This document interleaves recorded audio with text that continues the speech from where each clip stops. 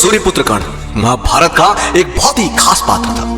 अब कर्ण को न केवल उनके पराक्रम बल्कि उनके दानवीर होने के लिए आज तक जाना जाता है। अब ऐसा माना जाता है कि उनसे बड़ा कोई और दानी नहीं हुआ। अब भगवान कृष्ण खुद भी कर्ण को सबसे बड़ा दानी मानते थे, लेकिन ये बात अर्जुन को पसंद नहीं थी। अब कर्ण की मृत्यु के समय दो लोग उनके पास गए, कृष्ण और द्रौपदी। अब भगवान कृष्ण उनकी परीक्षा लेने गए और कर्ण के व्यवहार से खुश होकर उसे वरदान भी दिया।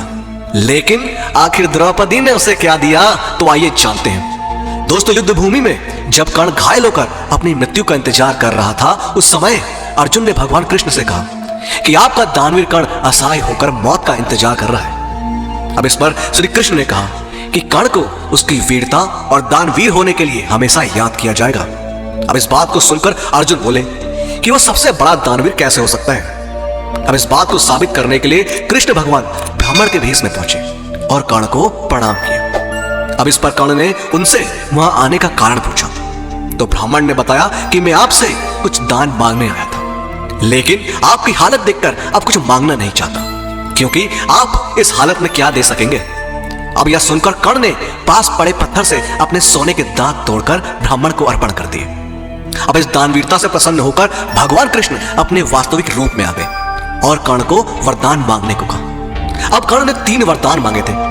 कर्ण ने पहले वरदान के रूप में अपने साथ हुए अन्याय को याद करते हुए भगवान कृष्ण के अगले जन्म में उसके वर्ग के लोगों का कल्याण करने को कहा। अब दूसरे वरदान के रूप में भगवान कृष्ण का जन्म अपने राज्य में लेने को मांगा और तीसरे वरदान के रूप में अपना अंतिम संस्कार ऐसा कोई करे जो पाप मुक्त हो। अब इसलिए भगवान ने उनका अंतिम संस्कार अपने हाथों पर किया था। लेकिन इसी बीच जैसे ही द्रौपदी ने कर्ण की मृत्यु का समाचार सुना, वो दुख से मूर्छित हो गई।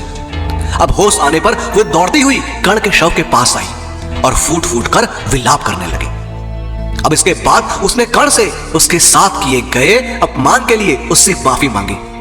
उसे बड़ा पश्चाताप हुआ कि क्यों उसने स्वयंवर में कर्ण जैसे महान योद्धा का अपमान किया था।